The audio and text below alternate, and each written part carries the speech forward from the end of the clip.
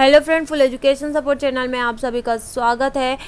Income tax file किस तरीके से बनाई जाती है, कैसी होती है इनकम टैक्स फाइल। आप मेजॉरिटी मेरे चैनल पे बहुत सारे बच्चे कॉमर्स के बच्चे ही हैं, ओके। तो इसलिए मैंने सोचा कि इनकम टैक्स फाइल किस तरीके से बनाई जाती है वो सारी चीज़ें आज मैं बता देती हूँ आप लोगों को। जो भी सीए, ये सारा काम सीए ही करता है और फाइल वगैरह निकालने का। और अकाउंटेंट अगर इनकम टैक्स फाइल बना के भी देता है तो सीए के सब जब तक साइन नहीं होती तब तक वो अप्रूव नहीं होता है। तो इसलिए सीए का इसमें इम्पॉर्टेंट रोल प्ले किया जाता है और अकाउंटेंट तो बना के दे देता है सिर्फ, ओके। तो अब यहाँ पे ये जानना ज़रूरी है कि इनकम टैक्स फाइल जब हम बनाते हैं तो वहाँ पे क्या क्या चीज़ें मेंशन करनी होती है। तो देखो, अगर आप सीए बनने वाले हैं या आगे चल के, तो आपको ये प्रैक्टिस करने की बहुत ज़रूरत है। और अगर आप टीवाई बीकॉम में हैं या फिर एसवाई में या फिर एमकॉम में, तो आप लोग ना देखेंगे कि कैसे किस तरीके से ये इनकम टैक्स फाइल की जाती है। तो सारी चीज़ें मैं यहाँ पे डिप में बताने वाली हूँ। तो जितने भी बच्चे हैं और जो भी लोग हैं जिनको आइडिया नहीं है, अभी तक उन्होंने लाइफ में इनकम टैक्स फाइल बनाई नहीं है और कैसे बनाए देख रहे हैं, तो उनके लिए ये वीडियो स्पेशल है। पहले तो नेम, आप जिस बंदे का इनकम टैक्स फाइल बनाने वाले हैं उस बंदे का यहाँ पे नेम लिखना है। देन एड्रेस, जिस बंदे का आप बनाने वाले हैं उसका एड्रेस भी होना चाहिए। Then previous year 31 March 2006। देखो, जब फाइल बनती है ना तो 1 अप्रैल से लेकर 31 मार्च ही रहता है। हमारा जो फाइनेंशियल ईयर है उसी को ही लिया जाता है। मेजॉरिटी पिछले साल का हम फाइनेंशियल ईयर क्या था, 31 मार्च 2006। तो अभी जो करंट ईयर होगा तो 1 अप्रैल इस तरीके से लेंगे 2007। तो इस तरीके से आपको लेना है, ये चीज़ याद रखनी है, ओके। तो यहाँ पे आपका 31 मार्च 2006 ये प्रीवियस ईयर का है और बहुत सालों पहले का है ये। और ये मैं आप लोगों को जस्ट डेट तो ऐसे ही मेंशन है यहाँ पे, ईयर वगैरह, बस आपको दिखाने के लिए मैंने प्रैक्टिकली पूरी तरीके से ये इनकम टैक्स फाइल अभी दिखाई है, ओके। बनाया ही दिखा रही हूँ, खाली नेम वगैरह मैंने साइट में किया है। असेसमेंट ईयर मतलब करंट ईयर। तो देखो करंट ईयर क्या लिखा है यहाँ पे, 2006 to 7, ओके। अभी GIR या फिर पैन नंबर, तो जो पैन नंबर होगा या फिर GIR नंबर होगा तो वो आपको मेंशन कर देना है। देन डेट ऑफ बर्थ, अगर जिन भाई साहब का आप बना रहे हैं वो उसका आपको ना डेट ऑफ बर्थ, उनका बर्थ डेट का आपको लिखना है। देन स्टेटस, वो इंडिविजुअल है इसलिए इंडिविजुअली हमेशा स्टेटस रहेगा। देन नेचर ऑफ बिजनेस, उनका बिजनेस क्या है। तो कोई का नेचर रहता है कि कोई किसी की शॉप की दुकान रहती है, कोई बिजनेसमैन है ना, कोई टीचर्स है, कोई डॉक्टर है। तो जो भी उसका प्रोफाइल रहेगा, प्रोफेशंस रहेगा, आपको वो मेंशन करना है। तो यहाँ पे वो पंडित थे इसलिए यहाँ पे मैंने पृष्ठ मेंशन कर दिया।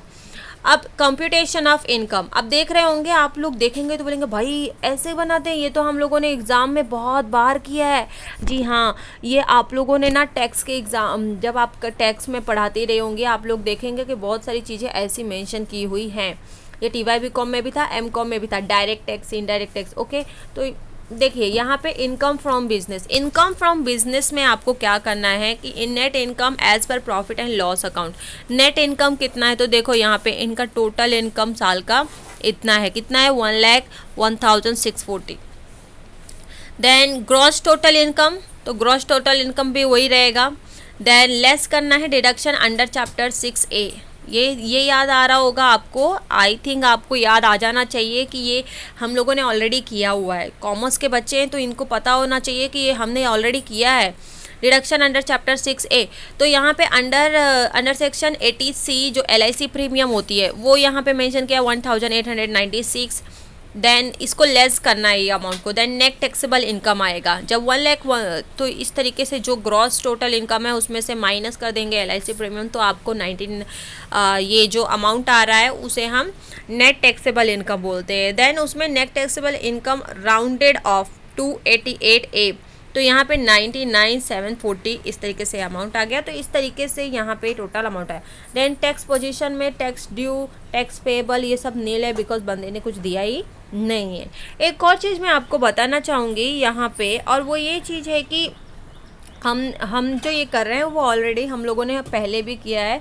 कॉमर्स के बच्चों ने तो ये ऑलरेडी किया हुआ है, जो BCom वगैरह किए हैं उनको पता होगा। अब आगे बढ़ते हैं और यहाँ पे आप देखिए यहाँ पे profit and loss account for the year ended 31 March 2006, इस तरीके से आपको जो प्रॉफिट एंड लॉस अकाउंट बनाना होता है। सबसे पहले तो आपको जिस बंदे का आप बना रहे हैं उसका नेम ऊपर लिखिए एंड देन इस तरीके से प्रॉफिट एंड लॉस अकाउंट लिखिए। Then particular amount.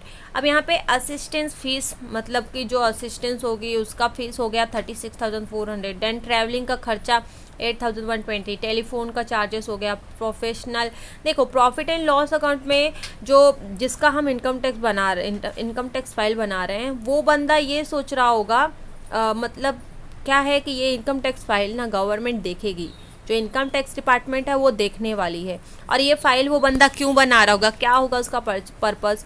तो हो सकता है कि वो लोन चाहता होगा बैंक से और उसके पास पैसे नहीं है, तो उसने सोचा रहेगा कि इनकम टैक्स फाइल बना लेता हूँ तो उससे मुझे लोन मिल जाएगा, है ना। तो हो सकता है इसलिए वो बंदा इनकम टैक्स फाइल बना रहा हो। तो इसलिए कोई भी बिजनेसमैन हो या फिर कोई भी हो, अगर वो इनकम टैक्स फाइल बना रहा है, जब वो प्रॉफिट एंड लॉस अकाउंट में ना वो अपना सारा खर्चा ना कम से जो खर्चा है वो ज़्यादा ही दिखाएगा, ताकि उसका जो टैक्स है वो कम हो जाए, तो ज़्यादा ही दिखाएगा। तो यहाँ पे ट्रैवलिंग एक्सपेंसेस, टेलीफोन चार्जेस हो गए, प्रोफेशनल फीस हो गई, पोस्टेज और टेलीग्राम हो गए, बुक्स पीरियडिकल हो गए, सन्ड्री क्रेडिटर्स हो गए, sundry expenses. Then net profit इतना आ गया, और ग्रॉस रिसिप्ट जो था 156, इस तरीके से यहाँ पे है कि टोटल इतनी रिसिप्ट थी, इतना मतलब रिसिप्ट मीन्स की इनकम, कि बाय ग्रॉस इनकम इतना था और उसमें से इतने सारे एक्सपेंसेस हो गए, उसमें से लेस किया तो जो बचा है वो आया नेट प्रॉफिट। ये इस तरीके से शो किया गया है। अब ये देखिए, यहाँ पे सबसे पहले तो हमने कॉम्पिटिशन ऑफ इनकम दिखा कि टोटल इनकम निकाली, देन उसके बाद हमने प्रॉफिट एंड लॉस अकाउंट निकाला। अब यहाँ पे मैं आपको दिखा रही हूँ जो कि है balance sheet.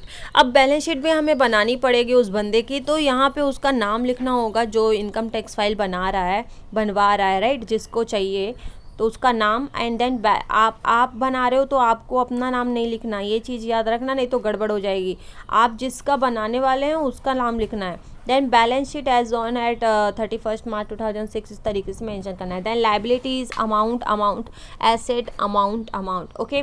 Then liabilities side में कैपिटल अकाउंट में मतलब कि जो बंदा है उसका पूरा बैलेंसिंग फिगर आपको मेंशन कर देना है। देन नेट प्रॉफिट जो हमने प्रॉफिट एंड लॉस अकाउंट से निकाला था वो ऐड करना है।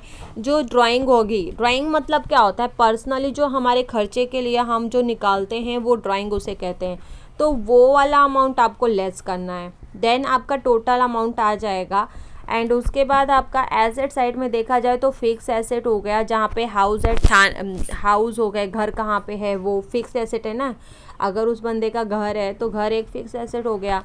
देन इन्वेस्टमेंट में उसने कहाँ पे इन्वेस्टमेंट किया, तो सपोज उसने ज्वेलरी खरीद ली तो इन्वेस्टमेंट उसने ज्वेलरी में किया है। देन करंट एसेट में देखा जाए तो डिपॉजिट हो गए, डिपॉजिट उतने इतना किया। देन लोन एंड एडवांस देखा जाए तो 10,000। Then cash and bank balance तो इतना हो गया, टोटल अमाउंट फिर निकाल दिया, तो current asset, investment, fix asset तीनों को ऐड किया तो टोटल टैली हो जाएगी। तो इस तरीके से बैलेंस शीट टैली हो गई। इनकम टैक्स फाइल क्यों करवाया जाता है, इनकम टैक्स फाइल इसलिए बनवाया जाता है ताकि मेजॉरिटी लोग इसलिए बनाते हैं ताकि उनको लोन मिल जाए, लोन मिलेगा तो वो कहीं ना कहीं इन्वेस्टमेंट करेंगे इस तरीके से, तो इसलिए वो लोग लोन के पर्पज़ से और भी बहुत सारे पर्पज़ होते हैं जिसके थ्रू वो इनकम टैक्स फाइल बनवाया जाता है, ताकि उसमें क्या होता है कि बैंक हमें लोन दे देगी और हम अपना प्रॉफिट एंड लॉस अकाउंट भी बनाते हैं ताकि उससे सामने वाला जो है उसको डाउट नहीं होना चाहिए। हम अपना इनकम भी दिखा देते हैं कि बाबा इतना हमारा खर्चा हो रहा है तो इतना इनकम है और इस तरीके से है, तो हमें फाइल बनानी है ताकि इससे लोन मिल जाता है, ओके। तो ये एक पर्पज़ रहता है। आशा करती हूँ कि आपको इनकम टैक्स फाइल कैसे बनाते हैं ये समझ में आ गया रहेगा। दूसरी चीज़ कि इनकम टैक्स फाइल क्यों बनाते हैं, ये एक अकाउंटेंट भी बना सकता है। आफ्टर ग्रेजुएशन बंदा जो बीकॉम करके बैठा है वो भी बना सकता है इस फाइल को, बिकॉज कि आपने ऑलरेडी आपने टैक्स सब्जेक्ट था और आपने ऑलरेडी ये सब किया हुआ है। आप पहले पढ़ रहे थे एग्ज़ाम के पर्पज़ से, अब आप प्रैक्टिकल कर सकते हैं। बहुत ही ईजी है, कोई हार्ड है ही नहीं इनकम टैक्स फाइल बनाना।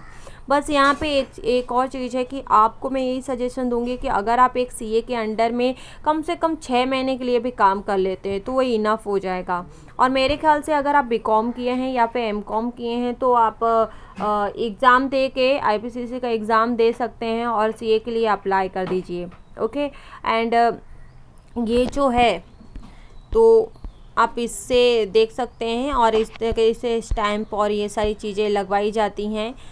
तो ये चीज़ें होती हैं, तो इस तरीके से इनकम टैक्स फाइल बनाई जाती है, इस तरीके से होता है। Thank you so much for watching this video. Please share करना, लाइक करना एंड वीडियो को जितना हो सके उतना शेयर करिएगा और हमारे चैनल के साथ ज्वाइन जरूर होइएगा। Thank you so much.